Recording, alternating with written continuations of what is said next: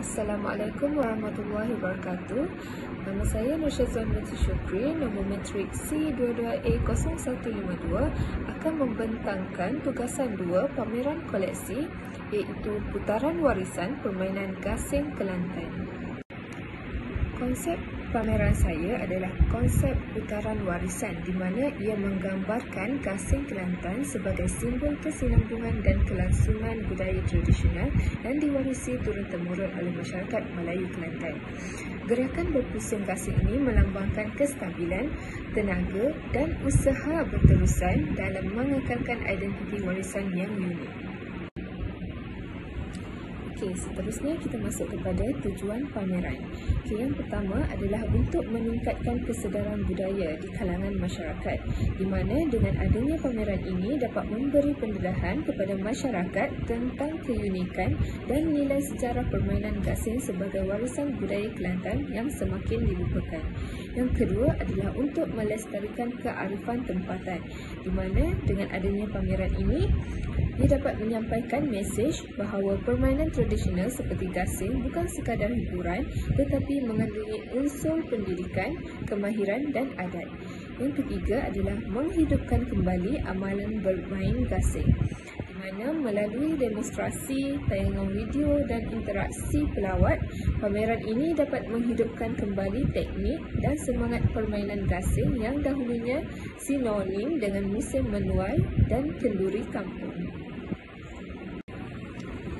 Dalam pameran ini, terdapat 3 jenis koleksi gasing yang dipamerkan, iaitu yang pertama, gasing uri, di mana gasing uri ini adalah gasing tradisional yang berkait rapat dengan adat kelahiran dalam budaya Melayu, khususnya di Kelantan. Ia digunakan dalam upacara penanaman uri bayi sebagai simbol perlindungan dan kesejahteraan. Selepas uri ditanam, gasing uri akan diputarkan sebagai doa simbolik agar bayi membesar dengan sihat, seimbang dan kuat. Gasing ini biasanya diperbuat daripada kayu keras dan lebih berat daripada gasing biasa yang melambangkan kestabilan dan kekuatan roh. Walaupun tidak digunakan untuk pertandingan, gasing ini mempunyai nilai spiritual yang tinggi dan mencerminkan kearifan tempatan yang unik dalam masyarakat Melayu. Yang kedua adalah gasing kuno, di mana gasing ini merupakan permainan tradisional Melayu yang diwarisi turun-temurun khususnya di negeri Kelantan. Ia diperbuat secara manual daripada kayu keras seperti cengal atau merbau dan biasanya ia dimainkan oleh golongan lelaki dewasa selepas musim menuai atau semasa majlis adat. Yang ketiga adalah gasing pangkah. Gasing pangkah ini merupakan sejenis permainan tradisional yang popular di Kelantan dan dimainkan secara kompetitif antara dua pihak. Tujuan utama permainan ini adalah untuk memangkah atau melanggar gasing lawan supaya ia jatuh atau keluar dari kawasan permainan.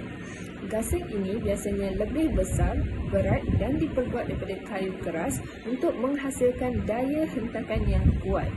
Permainan ini bukan sahaja menguji kekuatan fizikal dan kemahiran pemain, tetapi ia juga menjadi acara meriah yang mengeratkan hubungan masyarakat kampung.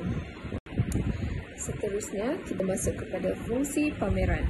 Yang pertama adalah memberi pendidikan dan kesedaran, di mana dengan adanya pameran ini dapat memberi maklumat kepada masyarakat tentang sejarah, nilai dan makna di sebalik permainan tradisional seperti gasing.